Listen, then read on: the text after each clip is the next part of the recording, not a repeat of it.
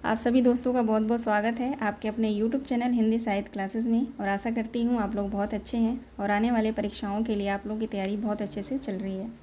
तो आप सभी जल्दी जल्दी आ जाइए, क्वेश्चन को सॉल्व करने वाले हैं हम लोग।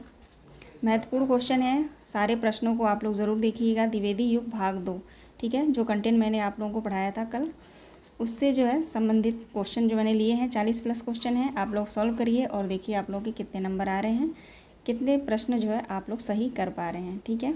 आप सब लोग जानते हैं मैं कंटेंट पढ़ा करके जो है जो भी कंटेंट मैं पढ़ाती हूँ आप लोगों को सरस्वती पांडे गोविंद पांडे की बुक से, नेक्स्ट डे जो है उसी से संबंधित हमारा प्रैक्टिस सेट होता है। और ये तब तक चलेगा जब तक TGT PGD का पेपर नहीं हो जाता। मैं तब तक आप लोगों को क्लासें लेती रहूँगी। जैसे ही सरस्वती पांडे गोविंद पांडे की बुक से मैं सब टॉपिक जो है कवर करा लेती हूँ, उसके बाद हम चलेंगे आचार्य रामचंद्र शुक्ल की बुक से और बच्चन सिंह के बुक से, ठीक है। इन दोनों बुक से जो है मैं क्वेश्चन तैयार करूँगी और इनसे जो है हम फिर से अपना जो है प्रैक्टिस करेंगे। चलिए स्टार्ट करते हैं क्लास। आज का पहला प्रश्न है, गया प्रसाद शुक्ल स्नेही श्रृंगारिक कविताएं किस नाम से लिखते थे। आपको बताना है गया प्रसाद शुक्ल स्नेही श्रृंगारिक कविताएं किस उपनाम से लिखते थे। त्रिशूल, स्नेही, रत्नाकर, महेश। राइट आंसर क्या हो जाएगा? कमेंट में आप लोग राइट आंसर ज़रूर बताया करें, मुझे लाइक भी कर दिया करें, ठीक है। राइट आंसर हो जाएगा स्नेही उपनाम से। गया प्रसाद शुक्ल स्नेही जो है श्रृंगारिक कविताएं स्नेही नाम से लिखते थे और राष्ट्रीय कविताएं जो है त्रिशूल उपनाम से लिखते थे। ध्यान रखेंगे, राष्ट्रीय कविताएं जो थे वो त्रिशूल उपनाम से लिखते थे और श्रृंगारिक कविताएं स्नेही उपनाम से। आगे बढ़ेंगे। नेक्स्ट क्वेश्चन है, स्वच्छंदतावाद के दूसरे प्रसिद्ध कवि कौन माने जाते हैं। स्वच्छंदतावाद के दूसरे प्रसिद्ध कवि कौन माने जाते हैं। वैसे तो स्वच्छंदतावाद के प्रथम कवि जो है श्रीधर पाठक को माना जाता है। यहाँ पे दूसरा पूछा जा रहा है तो आप लोग बताएंगे राइट आंसर क्या होगा।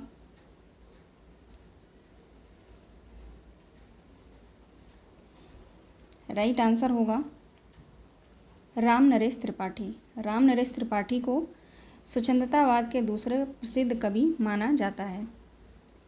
अगला प्रश्न है, राम नरेश त्रिपाठी द्वारा रचित कौन सी रचना फुटकल कविताओं का संग्रह है।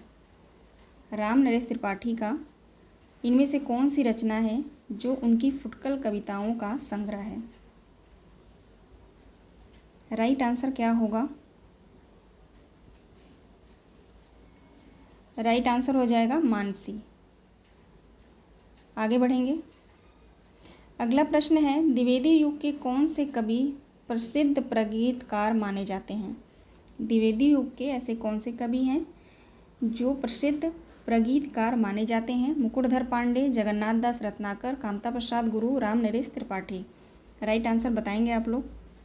क्वेश्चन नंबर 4 का राइट आंसर होगा मुकुटधर पांडे, ठीक है। द्विवेदी युग का प्रसिद्ध प्रगीतकार मुकुटधर पांडे को भी माना जाता है और मैथिली शरण गुप्त को, ठीक है। मैंने यहाँ पे एक ही नाम लिया है, आप लोग ध्यान रखेंगे।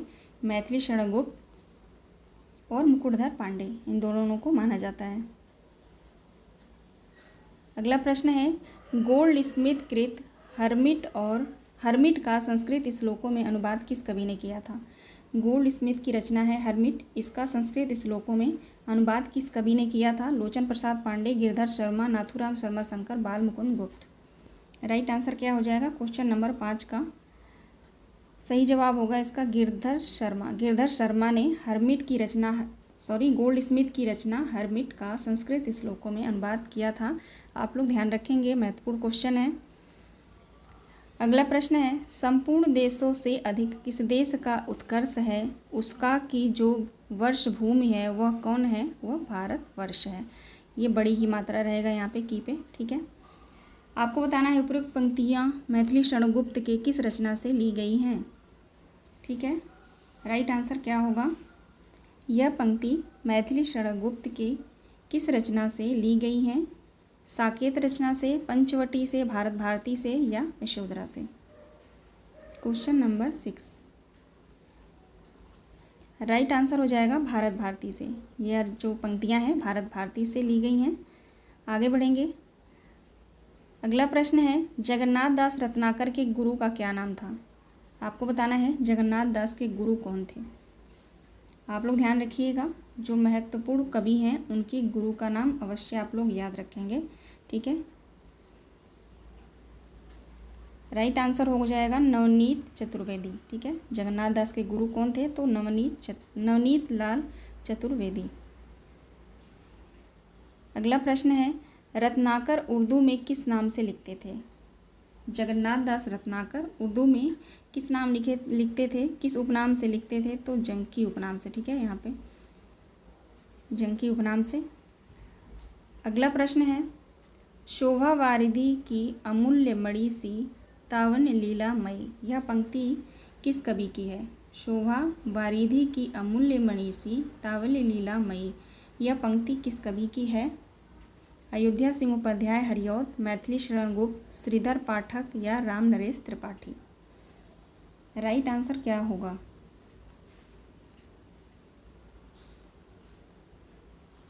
राइट आंसर होगा अयोध्या सिंह उपाध्याय हरिऔध। यह पंक्ति जो है अयोध्या सिंह उपाध्याय हरिऔध का है। अब ये क्वेश्चन देखेंगे आप लोग, क्वेश्चन नंबर 10। निम्नलिखित पंक्तियों के संदर्भ में असंगत बताना है, ठीक है। निम्नलिखित पंक्तियों के संदर्भ में असंगत बताना है। ऑप्शन ए है, छड़ी धार छैल छबीले बनो, यहाँ पे दैल नहीं है छैल होगा, ठीक है, टाइपिंग मिस्टेक है। छड़ी धार छैल छबीले बनो नाथूराम शर्मा शंकर का है। बी ऑप्शन है, हम कौन थे क्या हो गए और क्या होंगे अभी, मैथिली शरण गुप्त का है। निज भाषा बोलव लिखव पढ़व सब लोग, अयोध्या सिंह उपाध्याय हरिऔध का है। देशभक्त वीरों मरने से नेक नहीं डरना होगा, नाथूराम शर्मा शंकर का है। आपको इसमें असंगत बताना है कि कौन सी पंक्ति जो है इस कवि की नहीं है। राइट आंसर क्या होगा। राइट आंसर हो जाएगा ऑप्शन सी, ठीक है। ऑप्शन सी जो है हमारा सही जवाब है। निज भाषा बोलव लिखव पढ़व सब लोग अयोध्या सिंह उपाध्याय का नहीं है, श्रीधर पाठक का है। ये श्रीधर का है, श्रीधर पाठक का है, ठीक है। आगे बढ़ेंगे। अगला प्रश्न है, श्रृंगार लहरी कलकासी किस कवि की रचना है। श्रृंगार लहरी कलकासी किस कवि की रचना है। रत्नाकर, सत्यनारायण कविरत्न का, बलदेव प्रसाद मिश्र का, द्वारका प्रसाद मिश्र का। यहाँ पे मिश्र होगा, द्वारका प्रसाद मिश्र का। राइट आंसर क्या होगा, श्रृंगार लहरी और कलकासी किस कवि की रचना है।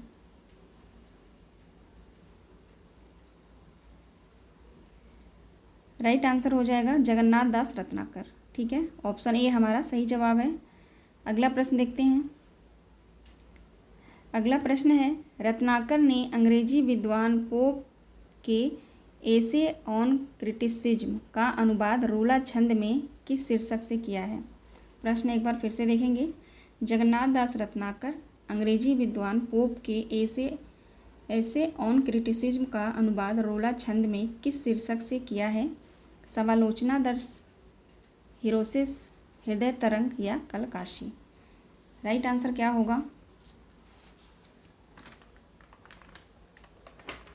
राइट आंसर क्या होगा इसका, क्वेश्चन नंबर 12। राइट आंसर हो जाएगा ऑप्शन ए, समालोचना दर्श। आगे बढ़ेंगे। अगला प्रश्न है, सत्यनारायण कविरत्न की समस्त रचनाओं का संकलन बनारसी दास चतुर्वेदी ने किस शीर्षक से प्रकाशित कराया था। सत्यनारायण कविरत्न की समस्त रचनाओं का संकलन बनारसी दास चतुर्वेदी ने किस शीर्षक से प्रकाशित करवाया था। विराष्टक, श्रृंगार लहरी, हृदय तरंग या उद्धव शतक।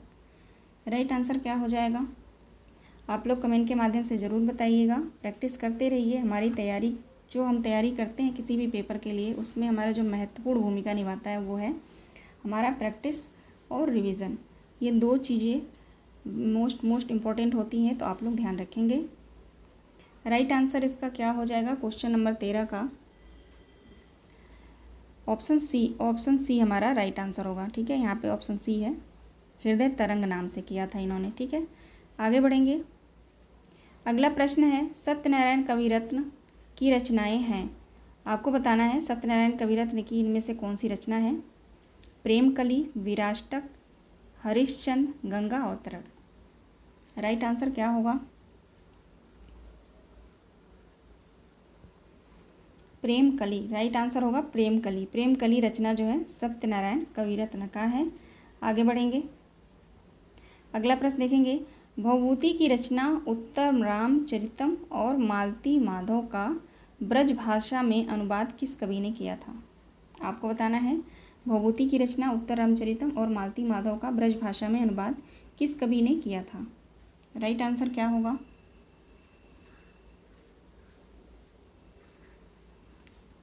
राइट आंसर हो जाएगा सत्यनारायण कविरत्न ने। ठीक है, ध्यान रखेंगे, राइट आंसर हमारा डी होगा। अगला प्रश्न देखते हैं। अगला प्रश्न है, द्विवेदी युग के महत्वपूर्ण कवि और उनके द्वारा लिखे गए महाकाव्य के संबंध में असंगत बताना है। ठीक है, देखते हैं। उदय शंकर भट्ट तक्षशिला, बलदेव प्रसाद मिश्र का है साकेत संत, द्वारका प्रसाद मिश्र का है कृष्णायन, अनूप शर्मा का है सिद्धार्थ, या उपर्युक्त सभी। आपको बताना है द्विवेदी युग के महत्वपूर्ण कवि और उनके द्वारा लिखे गए महाकाव्य के संबंध में असंगत कौन सा है। ये सारी रचनाएं जो हैं, सारी रचनाएं महाकाव्य हैं। ठीक है, आपको बताना है कौन सा संगत है, सॉरी असंगत मैं बोल रही थी शायद, है ना, संगत बताना है। ठीक है, राइट आंसर हो जाएगा उपर्युक्त सभी। यहाँ पे आपको कई क्वेश्चन यहाँ पे मिलते हैं, आप लोग ध्यान रखेंगे। हमारा राइट आंसर हो जाएगा ऑप्शन ई, सभी सही हैं। ठीक है, आगे बढ़ेंगे। निम्न में कौन सी रचना श्याम नारायण पांडे की है? जौहर, आर्यावर्त, नूरजहां, शरवाणी। आपको बताना है श्याम नारायण पांडे की रचना कौन सा है। क्वेश्चन नंबर 17 का।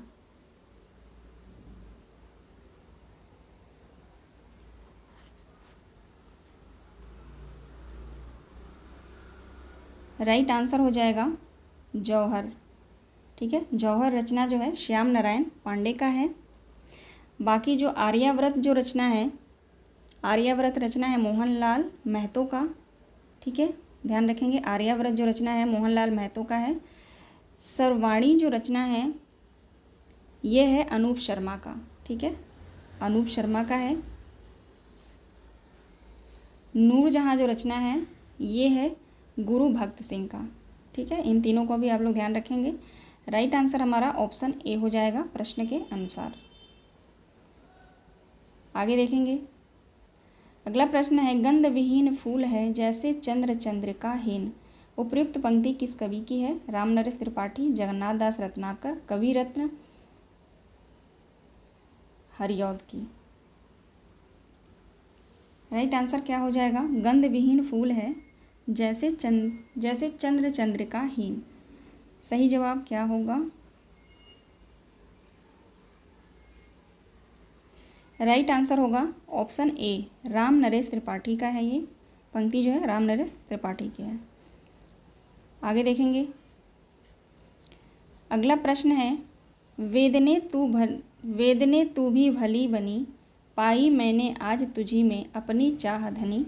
उपर्युक्त पंक्ति मैथिली शरणगुप्त की किस रचना से ली गई है? पंचवटी से, यशोधरा से, साकेत से, या भारत भारती से। वेदने तू भी भली बनी, ये जो पंक्ति है मैथिली शरणगुप्त की किस रचना से ली गई है? आप लोग बताएंगे राइट आंसर क्या हो जाएगा। यह पंक्ति जो है साकेत रचना से ली गई है। राइट आंसर सी होगा। आगे बढ़ेंगे, अगला प्रश्न बताएंगे आप लोग, अगले प्रश्न का आंसर बताएंगे आप लोग। प्रश्न है, निम्नलिखित में से कौन सी पत्रिका द्विवेदी युग का नहीं है?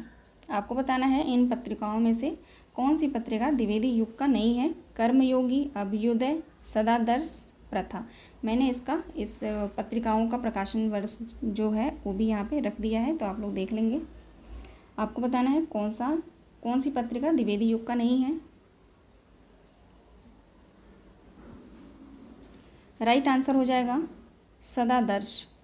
सदादर्श जो पत्रिका है ये भारतेंदु युग की पत्रिका है। ठीक है, ध्यान रखेंगे। राइट आंसर ऑप्शन सी होगा। आगे बढ़ेंगे, पत्रिकाओं के संदर्भ में असंगत बताना है। मनोरंजन पत्रिका ईश्वरी प्रसाद शर्मा का है। इंदु पत्रिका अंबिका प्रसाद गुप्त का है। सुदर्शन पत्रिका देवकी नंदन खत्री का है। मर्यादा पत्रिका गणेश शंकर विद्यार्थी का है। ये सारी पत्रिकाएं मासिक हैं, ठीक है। अब आपको इसमें असंगत बताना है, कौन सा असंगत है।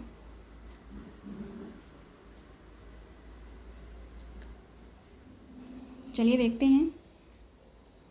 मनोरंजन पत्रिका ईश्वरी प्रसाद शर्मा का है, बिल्कुल सही है। इंदु पत्रिका अंबिका प्रसाद गुप्त का है, बिल्कुल सही है। सुदर्शन पत्रिका देवकी नंदन खत्री का, ये भी सही है। मर्यादा पत्रिका गणेश शंकर विद्यार्थी का नहीं है। कृष्णकांत मालवीय का है, ठीक है। राइट आंसर हमारा हो जाएगा कृष्णकांत मालवीय। तो हमारा जवाब क्या हो जाएगा, ऑप्शन डी। ऑप्शन डी हमारा सही जवाब है। आगे बढ़ेंगे। अगला प्रश्न है, साकेत महाकाव्य ही नहीं आधुनिक हिंदी युग का प्रवर्तक महाकाव्य है, ठीक है। साकेत महाकाव्य ही नहीं आधुनिक हिंदी का युग प्रवर्तक महाकाव्य है। उपयुक्त कथन किस लेखक का है, रामचंद्र शुक्ल का, नंद दुलारे वाजपेयी का, बच्चन सिंह का या डॉक्टर नगेंद्र का। राइट आंसर क्या हो जाएगा, यह कथन किस लेखक का है, बताएंगे आप लोग। राइट आंसर होगा नंद दुलारे वाजपेयी। यह कथन जो है नंद दुलारे वाजपेयी का है, बुक में दिया हुआ है, आप लोग पढ़ लेंगे। आगे बढ़ेंगे। इनमें से कौन सी रचना महाभारत कथा पर आधारित नहीं है, आपको बताना है। इनमें से कौन सी रचना महाभारत कथा पर आधारित नहीं है। राइट आंसर क्या होगा, राइट आंसर हो जाएगा सिद्धराज। सिद्धराज जो रचना है ये महाभारत की कथा पे आधारित नहीं है। बाकी तीनों रचनाएं जो है महाभारत की कथाओं पर आधारित हैं। आगे बढ़ेंगे। प्रिय प्रवास रचना का कौन सा सर्ग गोपी उद्धव संवाद पर आधारित है। ये सर्ग होगा यहाँ पे, ठीक है, सर्गे लिखा हुआ है। प्रिय प्रवास रचना का कौन सा सर्ग गोपी उद्धव संवाद पर आधारित है।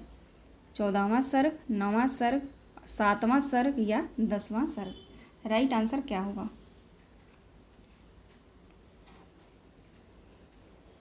राइट आंसर होगा 14वां सर्ग। 14वां सर्ग जो है वो गोपी उद्धव संवाद पर आधारित है।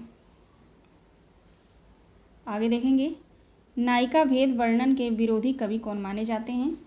नायिका भेद वर्णन के विरोधी कवि कौन माने जाते हैं। हरिऔध, रत्नाकर, मैथिली शरण गुप्त या महावीर प्रसाद द्विवेदी।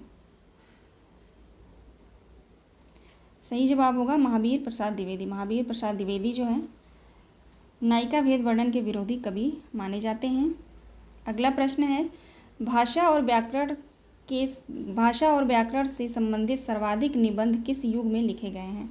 आपको बताना है भाषा और व्याकरण से संबंधित सर्वाधिक निबंध किस युग में लिखे गए हैं। छायावाद, भक्ति काल, द्विवेदी युग या भारतेंदु युग। भारतेंदु युग में नहीं होगा, राइट आंसर होगा हमारा द्विवेदी युग, ठीक है। राइट आंसर हमारा सी हो जाएगा। अगले प्रश्न पे चलेंगे। युग युग तक चलती रहे कठोर कहानी, रघुकुल में थी एक अभागिन रानी। यह पंक्ति किसका है। उर्मिला का है, कैकेयी का है, सीता का है, कौशल्या का है। युग युग तक चलती रहे कठोर कहानी, रघुकुल में थी एक अभागिन रानी। यह जो पंक्ति है किसकी है।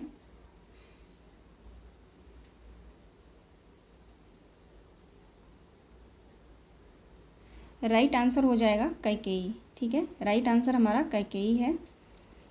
आगे बढ़ेंगे। कविता विलाप किसकी रचना है। कविता विलाप किसकी रचना है। राइट आंसर हो जाएगा महावीर प्रसाद द्विवेदी। कविता विलाप महावीर प्रसाद द्विवेदी की रचना है। आगे देखेंगे। अनुराग रत्न के रचनाकार कौन हैं। अनुराग रत्न के रचनाकार कौन माने जाते हैं।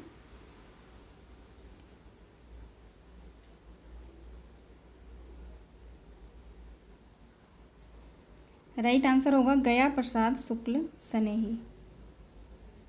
ऑप्शन ए हमारा सही जवाब है। अगला प्रश्न देखते हैं। प्रश्न है, रामचरितमानस के बाद हिंदी में राम काव्य का दूसरा स्तंभ साकेत है। यहाँ साकेत का अर्थ क्या होगा। आपको बताना है साकेत का अर्थ क्या होगा। अयोध्या, स्वर्गलोक, मृत्युलोक, राम कथा। रामचरितमानस के बाद हिंदी में राम काव्य का दूसरा स्तंभ साकेत है। यहाँ साकेत का अर्थ क्या है, तो अयोध्या होगा। राइट आंसर हमारा ऑप्शन ए हो जाएगा, अयोध्या। आगे बढ़ेंगे। अगला प्रश्न है, साकेत का जो प्रथम सर्ग है उसका आरंभ किस वंदना से होता है? राम वंदना, गणेश वंदना, साकेत के वैभव से या सरस्वती वंदना से? सही जवाब है सरस्वती वंदना से। ठीक है, राइट आंसर हमारा डी होगा। अगला प्रश्न है, मैथिली शरणगुप्त की अतुकांत रचना कौन सी है? आपको बताना है मैथिली शरणगुप्त की अतुकांत रचना कौन सी है? द्वापर, विष्णुप्रिया, यशोधरा या मेघनाथ वध? राइट आंसर क्या होगा? Question number 32। राइट आंसर हो जाएगा मेघनाथ वध। ज़्यादा समय नहीं लूँगी राइट आंसर बताने में, ठीक है ना, टाइम वेस्ट होगा। अगला प्रश्न है, ओ मेरे मानस के हास, ओ मेरे मानस के हास, ये पंक्ति है, पंक्ति किस कवि की है? मैथिली शरणगुप्त की, नरेश त्रिपाठी की, सत्यनारायण कविरत्न की, जगन्नाथ दास रत्नाकर की? यह पंक्ति किस कवि की है?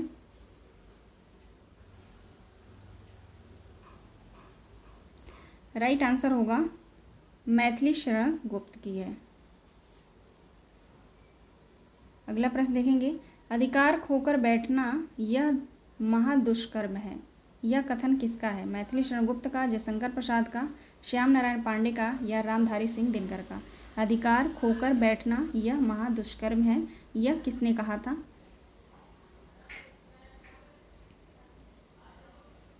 राइट आंसर हो जाएगा मैथिली शरणगुप्त, यह कथन मैथिली शरणगुप्त का है। अगला प्रश्न है, दिवस का अवसान समीप था, गगन था कुछ लोहित हो चला, यह पंक्ति किस रचना से ली गई है? आपको बताना है यह पंक्ति किस रचना से ली गई है? वैदेही वनवास, प्रिय प्रवास, पद्य प्रसून या रस कलश? राइट आंसर क्या होगा? क्वेश्चन नंबर 35 का राइट आंसर हो जाएगा प्रिय प्रवास। हरिऔध जी की रचना है प्रिय प्रवास। ठीक है, क्वेश्चन ऐसे ही आएंगे, ठीक है, आ सकते हैं। दिवस का अवसान था, ये पंक्ति है, पूछा जा सकता है कि ये पंक्ति किस रचना से ली गई है, तो आप लोग जो है जो फेमस पंक्ति हैं उनको देखते चलेंगे कि किस रचना से लिया गया है। ज्ञान राशि का संचित कोश का नाम साहित्य है, यह किसने कहा था? राइट आंसर हो जाएगा महावीर प्रसाद द्विवेदी। प्रचलित क्वेश्चन है ये, तो टाइम नहीं लगाएंगे। अगला प्रश्न है, बड़ी धूम से टेसू आए, लड़के लाड़ी साथ लाए, होगा दिल्ली में दरबार, सुनकर चौंक पड़ा संसार, यह पंक्ति किसकी है? भारतेंदु की, प्रताप नारायण मिश्र की, मैथिली शरणगुप्त की या बाल मुकुंद गुप्त की? बड़े धूम से टेसू आए, लड़के लाड़ी साथ लाए, यह पंक्ति किसकी है? राइट आंसर हो जाएगा बाल मुकुंद गुप्त की, यह पंक्ति जो है बाल मुकुंद गुप्त की है। अगला प्रश्न है, सारे देव वृंद से खिंचकर देवराज के नयन हजार, कामदेव पर पड़े चाव से आकर पड़े एक ही बार, उपयुक्त पंक्ति किस कवि की है? महावीर प्रसाद द्विवेदी, गुप्त जी की, नाथूराम शर्मा शंकर या स्नेही? राइट आंसर क्या होगा? ये पंक्ति जो है महावीर प्रसाद द्विवेदी का है। आगे बढ़ेंगे, लिखो न करो लेखनी बंद, श्रीधर सम सब कवि स्वच्छंद, यह पंक्ति किसकी है? इसमें नाम ही दे दिया गया है तो आसानी से आप लोग जो है पहचान सकते हैं, श्रीधर पाठक की, यह पंक्ति जो है श्रीधर पाठक की है। आगे बढ़ेंगे,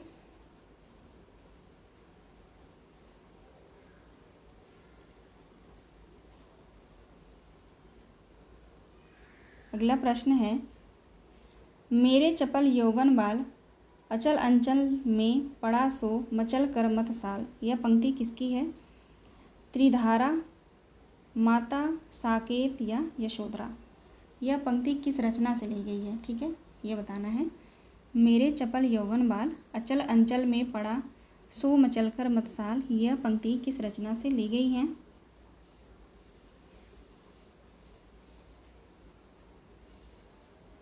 राइट आंसर होगा ऑप्शन सी, ऑप्शन सी हमारा सही जवाब है।